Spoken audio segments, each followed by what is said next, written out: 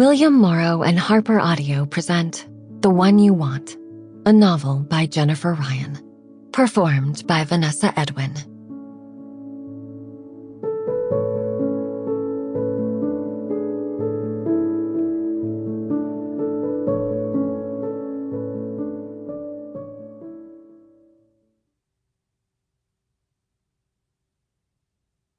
For all the fearless hearts out there who dive into love with the expectation they will find a soft, safe place to land.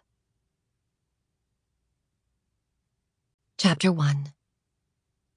8 days to Maggie's wedding.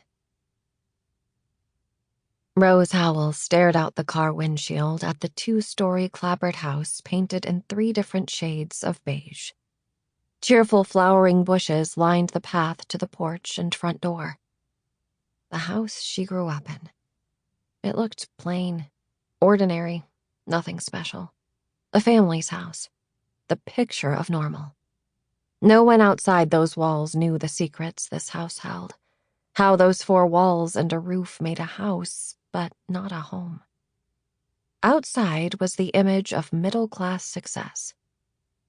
Inside, a nightmare played out of a family ruined by alcoholism, anger, abuse, unfulfilled dreams and promises, and a gnawing desire to escape even though you had nowhere to go.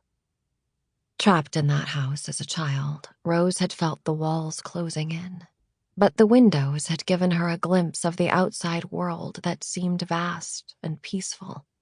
The tension had suffocated her, and her father's presence loomed large and scary, a threat waiting to happen. Rose escaped this particular circle of hell on earth by taking the one opportunity she had worked hard for because it offered her a better life. College. Her father drilled into her that the only way to succeed was to be better than everyone else. As a child, that meant getting the best grades in school. She did so easily. School was never that hard for her.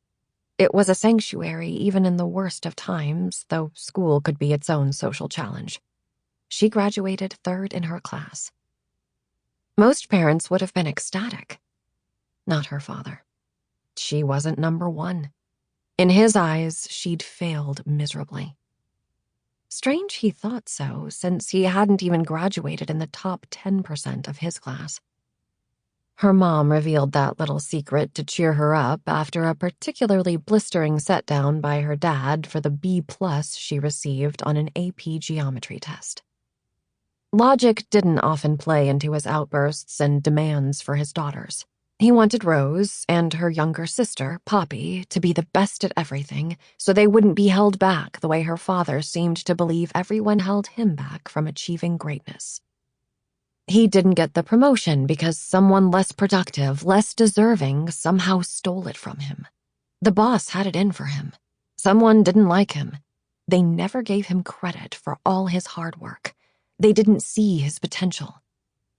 At first, as a young girl, she'd thought it terribly unfair that people treated her father so badly. As she got older, she realized the truth. He hadn't been overlooked or underestimated. He'd simply expected to be given what he thought he deserved, even if he hadn't earned it. But the hardest thing to accept and understand was that nothing she did would ever be good enough. She'd never win his approval or praise. She left for college with one intent in mind: to never go home again. To build a life free of her father, this place, and its dark memories. She'd been gone 8 years. Not nearly long enough to forget. She stared at the house, her roiling emotions a swirl of anger, resentment, hate, and deep sadness. I will never forget. But she'd learned to live with the baggage tainting her new experiences and the growth she'd achieved both personally and professionally. She lived the life she'd always wanted now. She had friends, a good job, and her own cute apartment. She'd even learned to stop looking at all men and seeing her father. She had stopped thinking. Sample complete. Ready to continue?